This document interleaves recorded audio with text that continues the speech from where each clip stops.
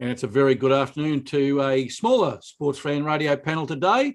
The Geldings away in Hawaii, having a great holiday. Kuta, of course, is just back from Singapore, and hopefully he'll join in before the end of the show.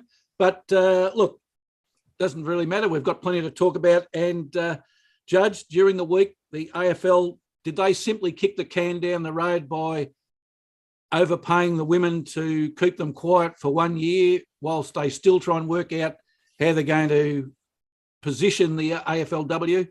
You'd have to say that that's how it looks, Professor.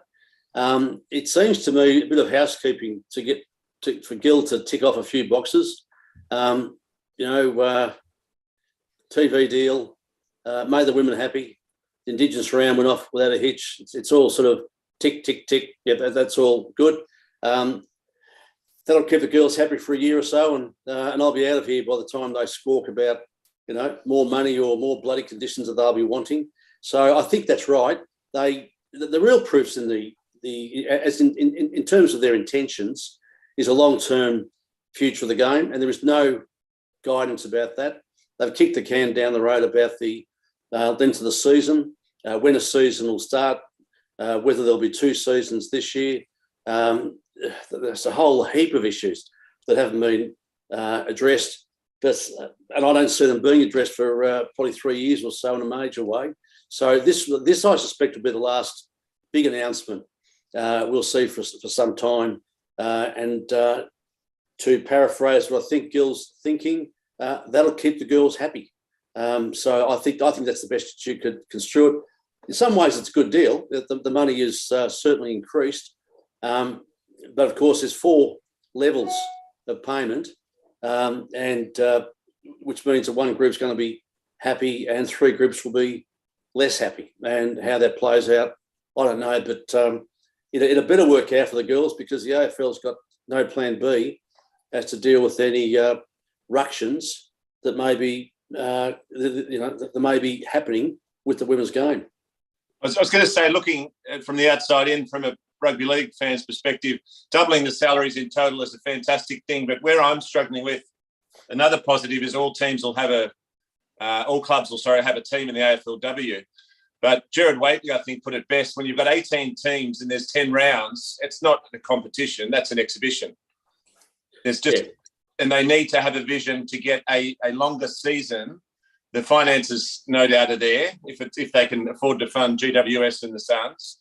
The money's there, but I'm still trying to work out how 18 teams and yet there's 10 rounds. But I won't say too much, because the NRL women's also has a very abridged, shortened season, but there are much less teams in the NRL women's. I was going to ask about the NRL, Paul, because I've said it before, I'm a bit of a fan of the way you guys are going about it, which is, okay, the men's team's been going, the AFL is 170 years, 150, what was it, 1856, so it's 170 years. This is a very, very new concept, women's football, and we can't pretend that it's sort of developed in 6 years as a fully formed equal competition. The NRL seems to be taking the view that it is a long time, and it'll be a long time before it's up to a standard where we can be, the NRL can be proud of it.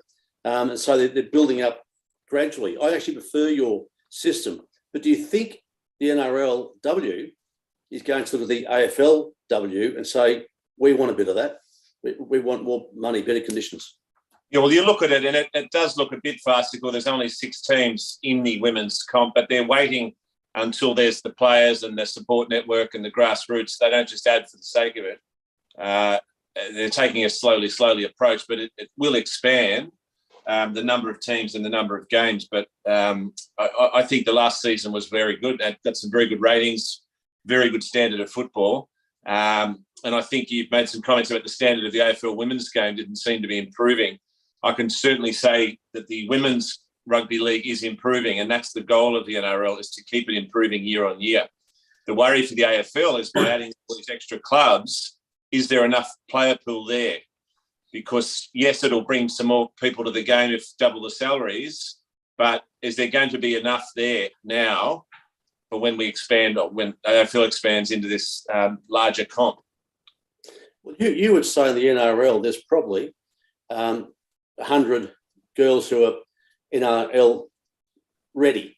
And I can say that, you know, we're the biggest supporters, Professor, of AFLW, but I can tell you now that some of the girls playing aren't ready for the sort of standard you'd expect a $100,000 player to be paid. That's $100,000, by the way, over a 10-week season. So it sort of doubles in value, if you like, for a normal season. AFL's 22 rounds. You know, that amortises out to about $240,000 a year. That's starting to sound like some big money. And I think it's going to be tears before bedtime, sooner rather than later. It's almost the sporting equivalent of the fly-in, fly-out arrangement. They just come in and get the games done, and then off to whatever they were doing previously. It's quite an inducement. Well, they clearly don't believe in training, because if this season's going to start in August, we're nearly in June. I don't think pre-season started. There's no pre-season comp started. So the AFL assume that you just start the first round ready-made. It's a bloody nonsense. Just clarify that, Judge. The pre-season in the collective bargaining agreement is to start pre-season training to start on the 13th of June. So we're, 3 weeks away from the start of training. Let's hope that everybody's kept themselves in good nick, because that's not much of a lead-in period.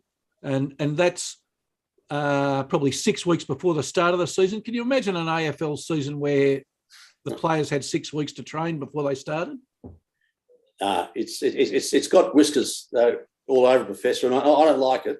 But look, it's a start. But what I'm really concerned about is that there's no long-term plan.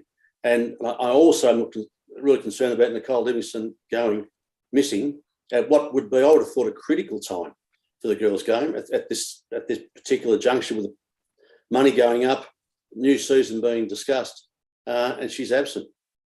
Well, yeah, she was nowhere near the announcement. The press conference was Gillan McLachlan and Paul Marsh from the AFLPA.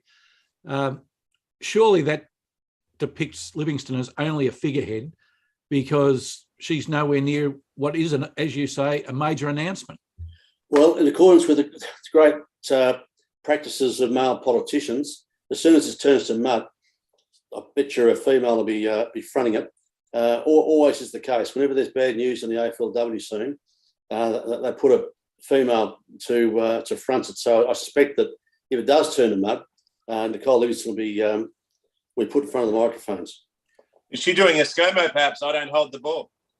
I think she's commentating on swimming at the moment. Okay. Nicole Livingstone. That's where she popped up recently. Wonder if her pay's gone up as well.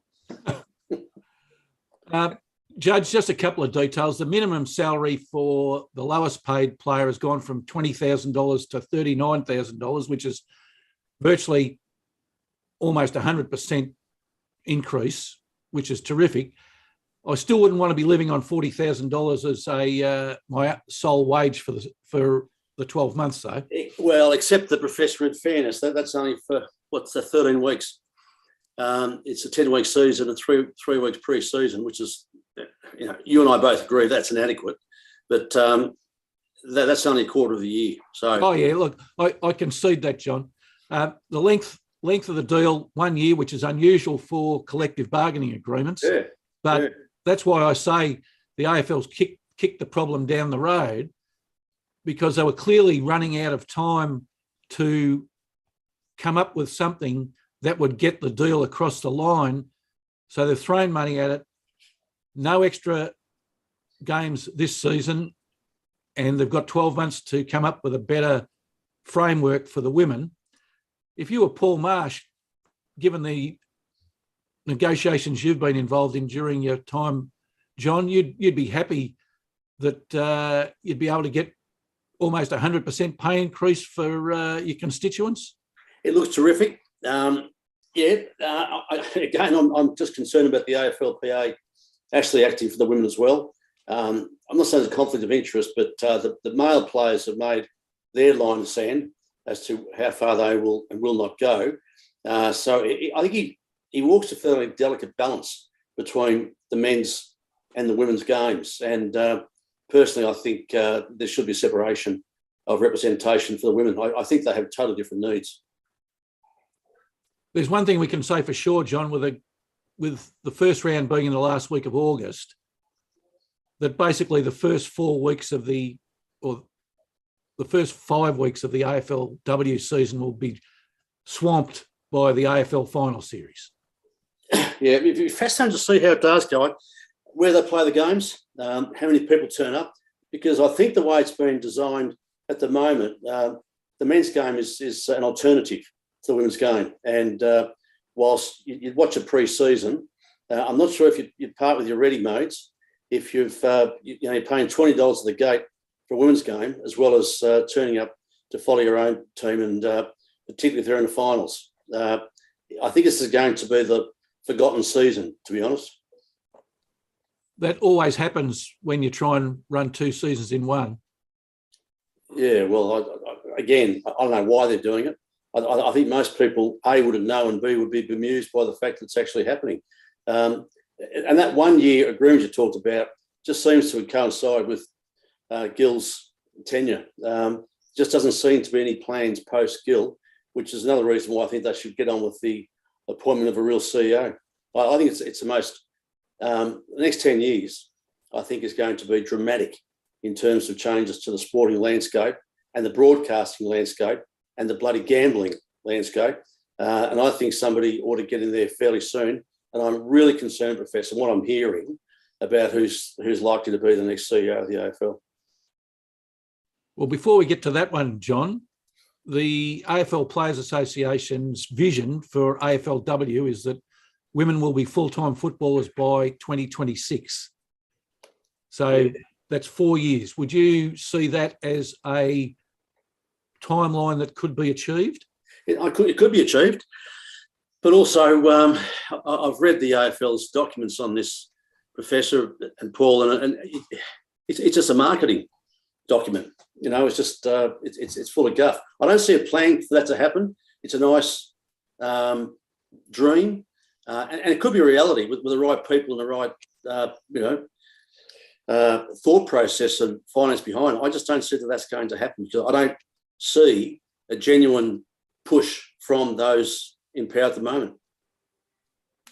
Well, the question is, where's the money going to come from to push women's salaries to the extent that they're full-time players?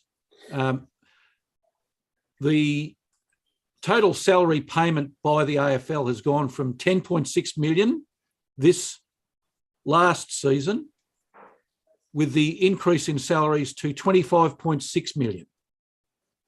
Now, that would need to at least double to 50 million before we're starting to approach full-time footballers in the AFLW. Well, the obvious suspects, usual suspects to the broadcasting. I note that Nicole Livingston didn't seem to be part of the team that went overseas to negotiate that deal. Well, and yeah, but she couldn't, John. She was commentating swimming sports. had something more important to do. And all right, and sponsorship. Now, I happen to believe that women's football has got a fantastic potential for sponsors. And I say that looking at St Kilda's sponsors of companies that no one's ever heard of. So sponsorship is a real problem for the AFL generally, and I think women's sport. But I've got to tell you, it's got the greatest potential. It's a pretty good product, AFL football. And AFL women's football, I think, is a terrific product for a whole heap of reasons. So I can see that happening. I just don't see the wit being present at the AFL to make these kind of financial moves. I really don't. I just don't think they genuinely believe in the women's game. And that's, again, why I say the women should take more control of the whole thing. Well, it's a watch this space, certainly, John. Mm. Yep. All right, let's switch over to NRL. There's plenty happening in round 11, Paul. Trent Barrett, we spoke about last week, and Whether he could survive, well, he didn't survive the week, and that was very quickly put to. He was very quickly put to the sword before the start of the week. Well, not if you listen to Phil Gould, that apparently he was struggling mentally, Trent Barrett. I think some of the Bulldogs fans like yourself might have been struggling a bit more. But you got to remember with Phil Gould, this is a man who's burnt more bridges than Genghis Khan in his time. So he's gone through a lot of coaches. So he's got rid of Ivan Cleary, if you don't mind. So any man that can sack one of the best coaches going around has quite an axe. So I don't know whether Barrett was pushed or not. It doesn't really matter now. Your boys won 5 out of 34, Professor, and we were there to watch one recently at the Storm, and as someone put it best, they were difficult to watch, and it really has reached a point where that is a sad state of affairs. They have quite a few problems on their hands because a lot of the players that came across signed on the basis that Barrett would be the coach, which is pretty standard sometimes in the contracts. So now that he's gone, I'm sure that the Bulldogs HQ would have factored it in, but one of your better players, one of the few better players this year, Burton, could be on the way out if he activates that clause. So they've put in Mick Potter, who it looked about as inspiring as a fart in a spacesuit. I'm sorry, but he filled me with no confidence at all when he was asked about coaching. I haven't thought about next year. When you want an interim coach who wants to be so good that they get offered the gig, but it looks like they've just plucked him out of the assistant's room and said, it's your gig with the clipboard. So they played like that, and there's no improvement at all. Anyone who punted on the new coach theory would have been very disappointed because they made Michael Maguire's F-bomb Tigers look like superstars. Well, so, you talk about exits of players, if you don't mind. One player exited during the week from the Bulldogs and ended up playing for West Tigers yesterday, or on Friday night, sorry. There you go, up against them, so straight into it. He was out at the door, and I think he had in his contract, or perhaps he wasn't playing well, but he could leave because the coach was gone, and up he pops against the team that he just left and beats them. So you could only imagine it could happen at the Dogs. It's a debacle, but Phil Gould won't muck around. It's interesting to see who he adds next. You could have an ironic situation where if they had Shane Flanagan, who'd be coaching his son. But he said that he's done that at the Sharks, and the best halfback will play, even if his son's on the list. But it's nothing illegal about that, but it's just an unusual situation. If his son's not playing well, does he play him in the number 7 jersey, which, as we know, is the most important on the field, if we talk about the Broncos? Well, the Adam Reynolds-less Broncos had no problems in accounting for the Knights on Thursday night. And can I tell you the effect it's having? Not just that city, as mates who live there have told me, it's come alive. That Broncos team is the heart and soul of that state, and they're the richest club, but it's not about money. It's about they've added a general to their army who is absolutely bossing the game. And I can tell you one of the things that I love reading just today, Selwyn Cobbo is probably one of the form wingers in the competition. He is a superstar who's 19 years old. This is how good Adam Reynolds has been, is he's knocking back $200,000 more a year to stay at the Broncos. And as I always say, and we talked about this when we had Grant Thomas on, it's chicken and the egg, that the players won't want to be there till it's a good club, but it won't be a good club till the players are there. You've got Selwyn Cobbo, who has been chased, I kid you not, Professor, by every single team except for the Storm and the Panthers. That's how good he is. He's 18 years old, and he's elected to stay for less money. That shows an investment in the way the Broncos are going, and it's really good to see for rugby league. Well, in a 36-12 scoreline, you would expect Reynolds to have accounted for a lot of those points or be generaling the team so that they would score. But without him, no problems. They still win. That's right. So they've just got a good vibe there, and he's just set up a team that they can even manage without him. That's how good he's been.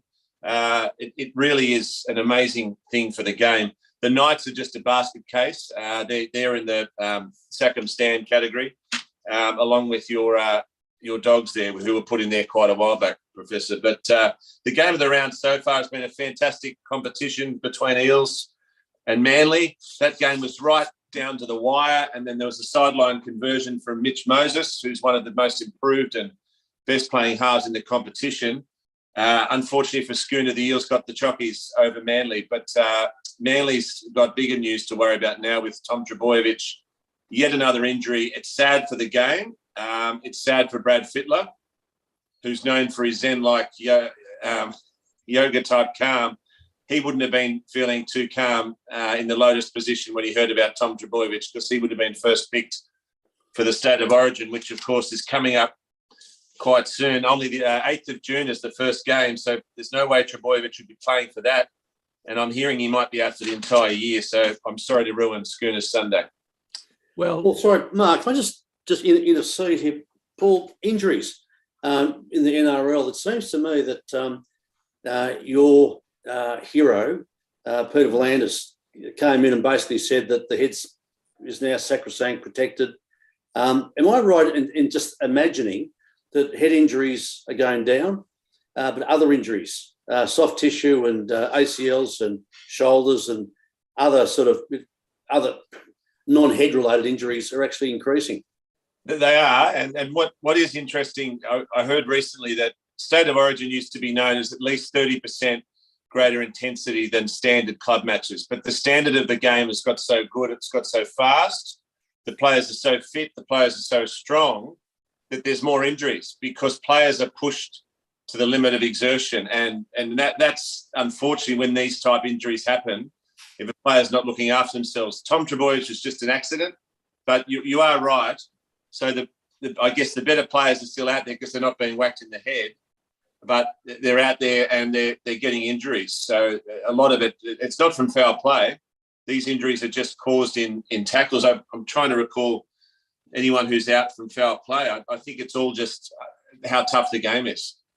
Well, it's what I call it the racehorse concept, because racehorses are such finely tuned animals that they're always breaking down. They have to be treated with kid gloves.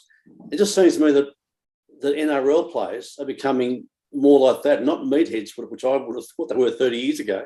They're all finely tuned athletes. They can all run very quickly. They're all very strong and they're fairly lean. And that suggests to me that you're just going to have these soft tissue injuries. Well, the feel-good story of the year is the Cowboys, who are almost at the top of the table. I had tipped them to come last. So that's how much I love how close the competition is. You can have a team that could be coming last, now almost coming first, but their best forward, Jason Tomalolo, is out with a high-grade MCL injury. So, again, that wasn't foul play. It's just how tough the game is these days. Yeah. So that will put a dampener on the Cowboys' celebrations. They absolutely demolished the Storm to the point where they've won 6 in a row. The Storm were missing a few troops, but the Storm haven't lost that badly since 2013. And sorry to do this, Professor, was against your Dogs 39-0. Does that feel a different lifetime? Yes, it does, Paul. If you suggested that scoreline to me, I would have said you were dreaming. Yes. It's a real good story, though, because North Queensland is a fantastic area for rugby league. They were tipped to be a basket case, as I said, and they're now almost on top of the ladder, and I'm very happy for them. They took a punt on a halfback, Chad Townsend. They were derided for spending $800,000 a year on him, but he's proving almost as good an investment as Adam Reynolds, and they both have a 7 on their back. Paul, the Storm pride themselves on their defence. The last 2 weeks they've been scored very, very heavily against, and two teams that are at the top of the table, Panthers, they went down 32-6. Then this scoreline against the Cowboys, they've had 4-12 points against 68 over the last 2 games. As I said, most Storm-like performances. Surely Pappenhausen being out of the side doesn't make that sort of difference. Well, they stayed in Queensland after their last week's belting by the Panthers. So if they're refilming those ads, beautiful one day, perfect the next, I'll tell you one person who won't be starring in them, Craig Bellamy. It's more of a nightmare for him, the Sunshine State. So that's very unstorm-like. And you've even got your Cooper Cronk ex-Storm legend coming out saying he's very worried. The bookies still have them second favourites, but they were missing Pappenhausen. They decided to put Harry Grant, who's a hooker, into the halfback role. That failed miserably. That's very unlike Craig Bellamy to get something so wrong. He has signed on for another year, and you query whether he was in the box wondering, what have I done? But they'll be back, but there are some real concerns there. Saturday's other game, Paul, Kevin Yapp's Dragons, again, looked like they were trying to lose a game that they should win, but eventually prevailed by 6 points over the Warriors. Yeah, I think they only won that because the Warriors just aren't a great team. You've got the Sackham stand pen through them as well. They won, but they weren't setting the season alight just yet in my eyes, but they won, and that's all you can do against whoever you're playing. And Roosters and Panthers last night, the Panthers looked like a team that would finish on top of the ladder. The Roosters query whether they'll finish in the top four. I don't think they will. No, there's some worries there at the Roosters. I think the Panthers took a while to get going, but, geez, once they got going, it's a shame we don't have Gelding here. It was like a horse stuck in a pack, and then once it gets clear air, they were like a juggernaut. So they are clearly favourites to do what your Demons look like they're on track to do, Professor. So you could have back-to-back ×2 in the Australian sporting landscape. So looking at the positions on the ladder, Paul, 7 to 10, you've got Roosters, the Rabbitohs with a game to play today, the Sea Eagles at 9th, the Dragons at 10th, the Raiders at 11th, the Warriors, say, at 12th, and the Titans at 13th. Who's going to take those bottom two spots in the 8? Because I think the rest of the 8 is probably sealed. Yeah, the 8, I think the top 3 are going to be Penrith, Melbourne, Parramatta. They're all just playing so well. The Cowboys may hold on for 4th. The Sharks I've been very impressed with. The 2 that are with a query because they're either not playing well or there's a question mark for consistency purposes, Roosters and Broncos, but I still think they'll make the 8, as will my Rabbitohs. So there's enough talent there to make the 8. That would leave Manly and the Raiders out of the 8. And then the rest are almost red pen. And I find that sad about the Titans. I was hoping that they could finally be a Gold Coast team that performs well, but they're not looking like it. And I think this afternoon, the Rabbitohs will show why they're a much better team than the Raiders are, in terms of they might not be too far apart now on the table, but I'm suspecting and expecting the Rabbitohs to climb up that table. There's just too much talent there not to. And the Titans have their chance to climb if they're good enough to get over the Sharks. They won't, though. The Sharks again, there's a lot of talent there, and I'm expecting them to finish quite high up. They're a very well-drilled coach. They've got Nico Hines, who's playing exceptional and probably up there with the buy of the year with Adam Reynolds. So they'll just have too much, I think, for the Titans this afternoon. So you're going for the Raiders to beat, the Rabbitohs to beat the Raiders? Yep. Final score? 26-14. And you're going for the Sharks to beat the Titans? Yeah, I think that could be a high-scoring encounter. 28-20, I'm tipping that one. The Sharks, I'm really enjoying watching that Sharks team. They've just got a good blend of young superstars, some freakish talent, and then some good old heads like Dale Finucane. So there's a lot to enjoy about that Sharks team. Thanks, Paul. Okay, Judge, you started off some texting between the panellists this morning with a discussion about the Preakness Stakes. The Preakness, the second leg of the Triple Crown after the Kentucky Derby. And I said in my text back, most people who are not associated with racing wouldn't know, apart from the Kentucky Derby, what the other 2 legs of the Triple Crown were. I'm sure that's right, Professor. And as you know, I know as much about racehorses as I know about penguins, but everybody's fascinated, I thought, by the Triple Crown, but apparently not. And I just wonder what the point of the Preakness is and the point of the Belmont is. Whilst you read about it and they're supposed to be top horse races, it seems to me that they are only top race horses because they're associated with this concept, the Triple Crown. The Kentucky Derby, I think, has got a pedigree almost as old as the Melbourne Cup. I don't know the pedigree of the Belmont or the Preakness. I just wonder whether they're even relevant as horse races in their own right. Well, from research, Judge, the Preakness, this was the 147th running of the Preakness, so it's been going for a long time. 1880 or so, yep.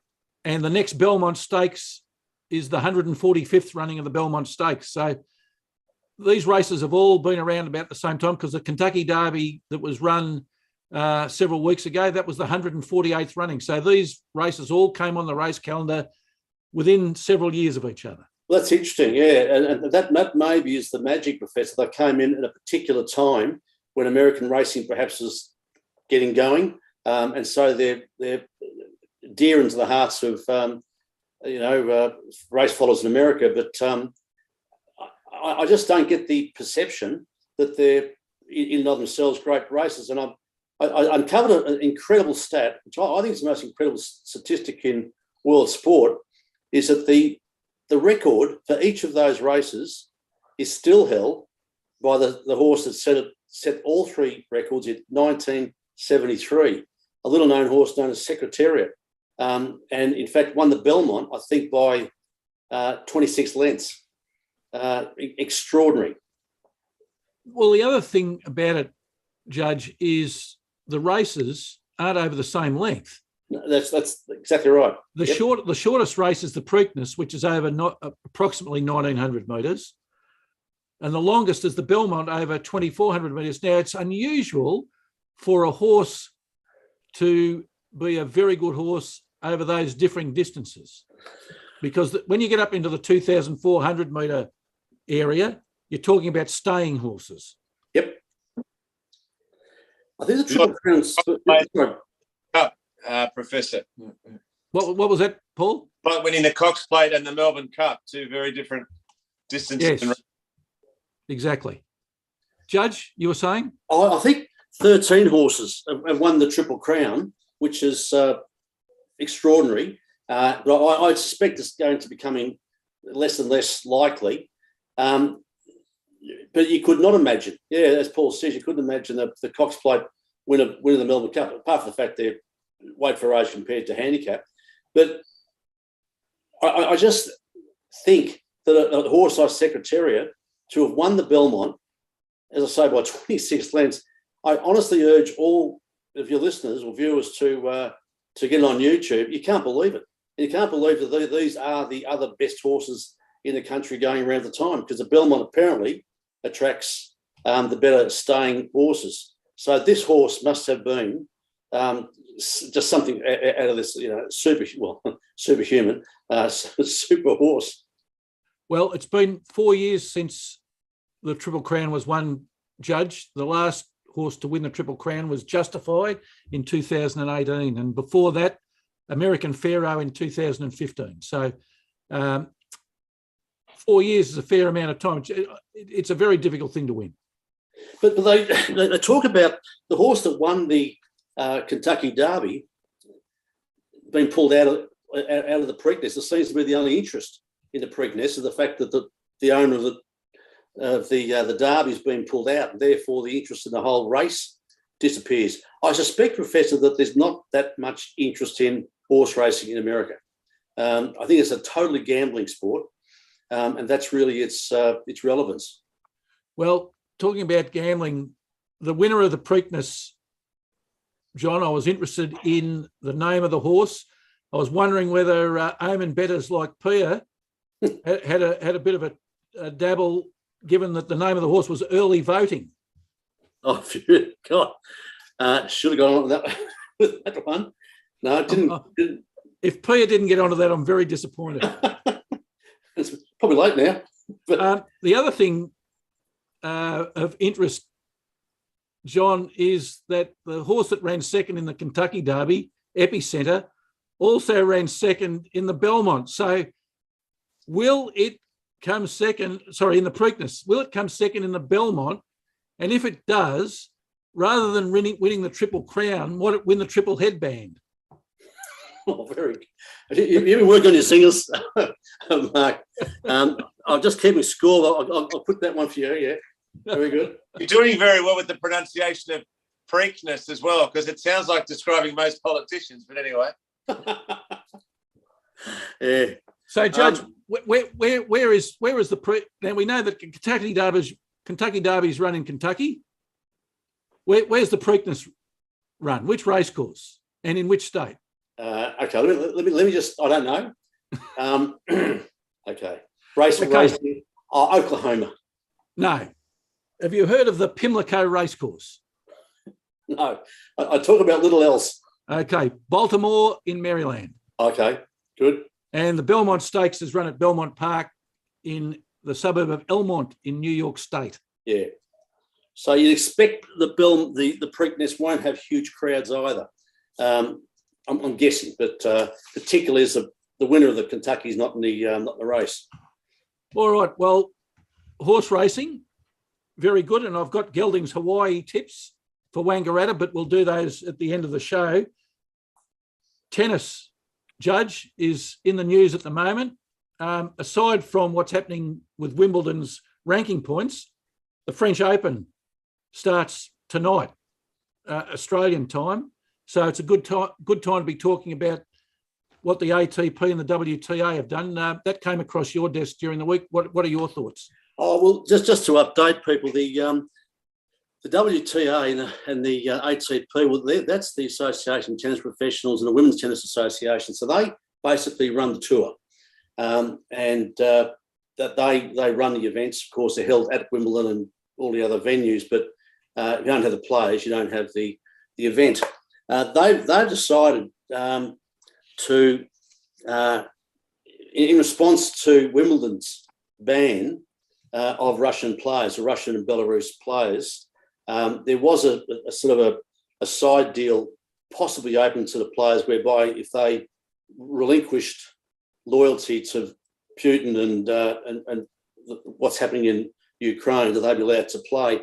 And Wimbledon just made the decision, no players from Russia or Belarus are going to play. And as a result, the two tours, the ATP and the WTA, have decided that they'll relinquish or they won't allow any points to be awarded. So it's basically going to be an exhibition this year with the prize money. I might say that the prize money, as our listeners will know, is now the same for the men and the women. Good money, but significantly no points. I say significantly because, of course, the way the tour works and the point system works is that every year you have to protect your points from previous years. And in Djokovic's case, I think he'll lose 20,000 points for not playing this year or not playing for points this year. So it will have a significant effect on players, particularly those who have got high points and also those who think that they're in the mix to improve their standing this year and go up the ladder and therefore, win more prize money because they'll be seeded. So it's a big decision of the tours, and to my mind, it's a wrong decision. And I just draw parallels, Professor, with the Saudi tour, whereby Greg Norman's trying to get players to play, and the tours there, the American and the European tour said, you have the temerity to play in those tournaments, and you're off our tours. So it's interesting parallel and also contrast. But I just think that Wimbledon's not doing this on a whim. What Russia is doing is not a slight, not a slight, but relatively different offending, namely killing the journalist. They have unilaterally, the whole government, the Russian government, has attacked another country, the most aggressive act, I think, in geopolitical action since the Second World War. So this is not a minor incursion. This is a full-on war where they have demolished large parts of Ukraine, killed women, children, without any, I think, morality about it. And so I think the decision of Wimbledon was right. But I'm interested in you guys' thoughts. That's what I think, but I don't know what you guys think about it. Well, I'll pose this question to you, Judge. I've got my views, but I just want to pose this question to you. How could the ATP and the WTA be so out of step with the rest of the Western world? I think it's extraordinary. I think that they are out of step. How they would have said, well, you could answer it glibly and say the sport's run by idiots. And I just don't think they, in their little bubbles, they possibly think that they're doing the right thing. But it's a sort of an absolute right that they're trying to establish, which is that under no circumstances can you ever discriminate or disallow players because of what their country has done. And I mean, as much as I support the players to go on the Saudi tour, this is different. This is, as I say, is the most brutal, vicious, bloody act of aggression that I think Wimbledon was very much within its rights to say, hang on, we are not going to support Russia. I know you come from Russia. This has nothing to do with you personally. And to take that side deal that I was saying where the players say, I don't support Vladimir, I don't think that's good enough. I think this is one of those occasions where you have to make a stand. So interesting, but I think they're totally out of touch. And I think they want to be careful because tours aren't necessarily going to be the same in the future, as we'll see with the PGA and the European Golf Tour. I think they will find things tough themselves soon. And I think these two tours may find themselves out of favour with the governments and possibly out of favour with some of the players. I think a lot of the players won't be happy with this. Do you have any thoughts on it, Paul? I was going to say Greg Norman's certainly come under a lot of heat. Even his best mate of 50 years, I think Wayne Grady's stuck the knife into him. So, I'd have to support it. It is unfortunate for the players involved. Whether there's a parallel with Djokovic not being vaccinated and booted out, but sometimes they have to take a stand that sport's bigger than individuals. Sport and there's more issues involved than the individuals harmed by the stance taken, is what I'd say. So I'd have to stance taken. I think that's right. I actually think some of the lesser players will be pretty unhappy about this. I mean, the prize money's still there, but ranking points is their lifeblood. That determines whether they get into tournaments, whether they get seeded. If you get seeded, it becomes cumulative because you have easier rounds the first few rounds, so it gets you into finals a lot easier. I suspect the players will be privately unhappy about this, and I would not be surprised if there was some ructions at the WTA and ATP. They should emigrate to Australia. We don't mind a bit of a ring-in. We need some more tennis players. Do a Greg Rosetsky. Remember, he was about as English as I was and moved over there from Canada, and he was one of their best players once. Well, I just see that we're very fortunate. Nick Kyrgios has put his hand up and said that he's the best grass court player in the world, which is good. You don't need to win Wimbledon anymore. You just have to say, I'm the best in the I thought he was going to host some of the ladies here and assist with their paperwork for the citizenships. There you go, Professor. You said you had private thoughts, Mark. What are your thoughts on it all? Well, John, my thoughts on it, I just can't understand how you could take a global view of what's happening in the world and then make a decision like this, which basically says, well, we don't care we don't believe we can impact anything, therefore we're not going to worry about it. Now, if everybody took that stance, then apartheid will still be in South Africa. Exactly. Exactly. It's like that for a start, and that's one of the times when the world, I think, got together and said, "No, bugger this for game, soldiers. We are not going to stand by and watch this." Rightly or wrongly, 1980 boycotted the Moscow Olympics because of what Russia had done with Afghanistan. Of course, it's quite okay when we invade Afghanistan, but we can't have the Ruskies doing it. But that was a time when the world got together. I think Australia shouldn't have supported the boycott at the time, and I think it now. But there's no doubt that governments can coalesce to make good inroads in sport. I think, but very occasionally.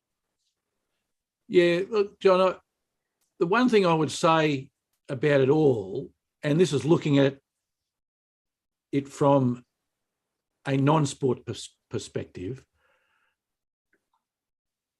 the ATP and the WTA can take a lead from a lot of the governments in the world, because when this fight between Russia and its near neighbour, the Ukraine, started, or prior to it starting, the world as a whole could see what was happening and didn't really, in my opinion, do very much about it. How we could now still be saying, so long into this confrontation between the two countries, that, oh, well, we'll increase. I always have a laugh when they say, oh, we're going to increase the sanctions. And I'm thinking, oh, well, okay, why didn't we go straight to DEFCON 5 immediately? Okay, we're not going to fire missiles. We're not going to do anything like that. But by goodness, we are going to take the most stringent action we can and do as much as we can, save for firing weapons at each other. Yep. That wasn't done. We're still having countries saying, oh, well, we're going to increase sanctions. It's too late to increase sanctions. And also raise the issue that this decision has been made by the ATP and WTA, not the United Nations. Where's the United Nations in all of this?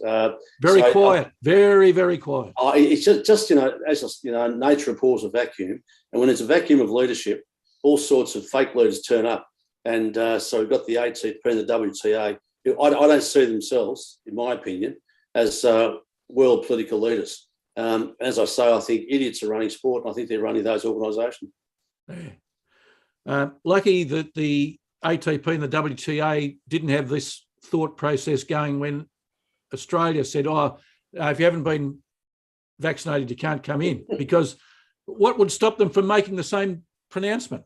Good point, Professor.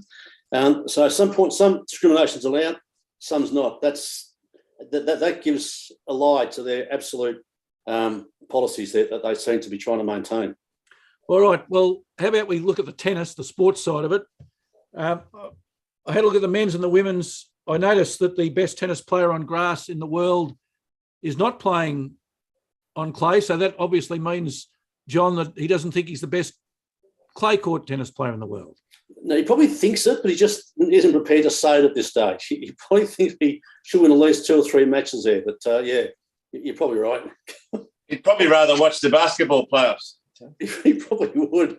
I've got to say, Paul, we talk about Greg Norman, who I call his awesomeness, saying, I'm in awe of myself. Well, he's been pilloried for saying that for the last, 30 or 40 years. Nick Kyrgios says this kind of stuff weekly, and he gets away with it. I think the Sharks' ego's up there with Kanye West, that little singer. My favourite quote of his is, my greatest life regret is I've never been able to watch myself perform live. I mean, I think Greg Norman wouldn't be too far off. I did watch that special of his on the 30 from 30 ESPN. He was quite, I won't say humble, but quite candid about his losses, but also quite defiant about anyone suggesting the choker word. But there's clearly no shortage of loving his own air supply. He's no shortage of ego there. Now, yeah. John, if ever you thought you were going to draw the short straw, let's give some thought to Australian tennis player Jordan Thompson. His first round opponent's Rafael Nadal. Although if you're going to get Raf, now's the time to get him. Mark, he's got dodgy ankles. He's 35. He's won the thing, I don't know. 13 times, John. 13 times. It's extraordinary. But this is the time to get him. If you're going to get Nadal, get him early. I suspect he won't be anywhere near his the top of his game, Mark. So if ever Jordan Thompson's going to beat Rafa Nadal at the French Open, and I think only 3 people have ever beaten him there, Now's the year to get him.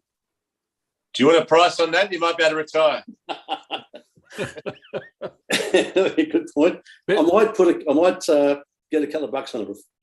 It'd be good odds. I'll get All right. And bet responsibly. Oh, we always do. Yes. John, Alex de Minaur's seeded 19th in the tournament. Your thoughts on how far he might get? Just before you go on, yeah. In my opinion, I think he's been pretty disappointing over the last 12 months. Yeah, I'm going to wonder whether he's actually reached the, we love this word on the show, apotheosis of his abilities. He may have peaked. He was one of these precocious young athletes. There's nothing of him, which I actually think is good for a certain level. But, you know, look at the size of Raf and these players. They're muscled up. I don't think he's going to go much further. But having said that, Professor, got to put my hand up. My interest in the French Open is up there with my interest in Russian politics of the 1870s. I don't know, 5-set matches on that stuff, yeah, a bit cold. So for our viewers, Judge, apotheosis. Would you like to explain the derivation and the meaning of that word? You won't see that. High point. What was that? What was that? You won't see that on Wordle. And I wanted to ask, has he yet discombobulated? That's the one. That's the day I worry. Yeah, no, that's another one of our favourite words. But do you guys love the French Open? Am I the only, only one who hates it? My defence of the French Open is you can't just smash and bam your way to a title with the big serves. You've got to be an artist. That's why there's a lot of relatively unknown winners of it, because it's for craftsmen or craftspeople of the game. It's not just pure brute force. You need to be able to be a shot maker, and obviously the tenacity of Nadal. He doesn't get there on brute force. So the US Open, for example, with that rebound ace surface, is just largely for the bigger hitters. But I do like it in that you can get your relative unknowns, have a shot and win it by being great shot players. Paul, firstly, the apotheosis, Professor, the highest point in the development of something, a culmination. His appearance as Hamlet was the apotheosis of his career. I think that de Minaur may have reached his Hamlet, I think. But Paul, just to go back to your love of the French Open, when's the last time you actually watched a 5-set match of the French Open? Voluntarily, not being tied to a chair. I was going to say your apotheosis reminds me of, it sounds like a Greek nightclub when Shaquille O'Neal was asked, did you get to the Parthenon? Oh, there were so many great nightclubs, I can't name them all.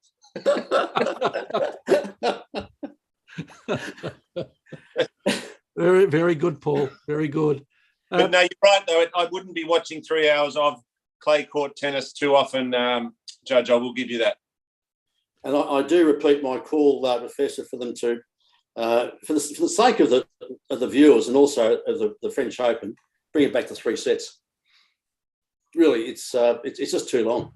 The women's game is 3 sets and doesn't suffer, it can go for 5 hours. Well, and the ATP series are all 3 sets. Well, yes, that's right. Yeah, apart from the majors, yes. and even the Davis Cup now, I think, has gone to 3 sets. So, yeah. I was just thinking of apotheosis. I would have perhaps used zenith. Zenith, yeah. And there's another one which I'm just struggling for, but that's there. All good words. The Greek have got one. The Romans would have one. So they're good with the zenith. Well, how does it compare to high water mark? One of my favourites. No, we found with the that dam in New South Wales, there's no such thing as a high water mark. It just gets higher and higher. I love when they say that the dam's at 140% full. Gee, it's really full.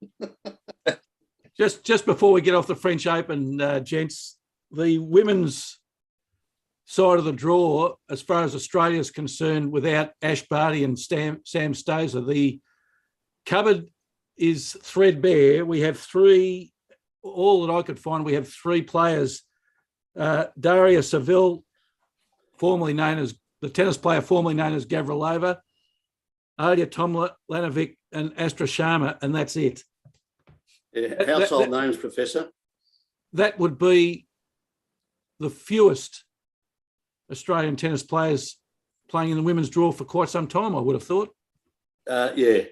Look, I think that the other problem is we don't play clay, which is funny because probably half the courts in suburban and country are onto car courts, as I call them. So it's probably surprising we don't. But the problem is that we don't practice and train anywhere near as hard as the Europeans do, and they love their clay. So I can't see another French Open winner for a long time. Then again, I didn't predict bloody Ash Barty would win hers. Hey. That was amazing. And doing a gelding here, my tip for the men's side of the draw, keep an eye on 19-year-old Carlos Alcaraz, not to be confused with Alcatraz, the Spanish player currently number 6 in the world who beat Nadal and Djokovic in the recent Madrid Open, which is also played on clay. So keep an eye on him. Yeah. He might be one to have $1 on each way. Apparently he's got more shots than you'd see at schoolies. Another word I was after, by the way, is the apex. It's the highest point of a triangle that, so we've now got the whole set of the highest, unless some of the listeners want to give us new words. All right, Gelding's tips from Hawaii to finish the show, gentlemen, before we get too much into Wordle or wordology. He's gone for Wangaratta today in race 4. What was that? I've just left. Sorry. I should have stayed around and being your Johnny on the spot, literally. Race 4, horse 1. Here's one for Pia, Italian Poet. The best rated horse in the field and is, according to Gelding, due for a win. In race 6, he's gone for horse 4, Galliero. Its first start in Victoria. It last ran at Randwick. It's a city horse that he thinks is a good tip here today. And in race 7, horse 3, what happened to the Liberal Party? Waylaid. A Shea Eden trained horse.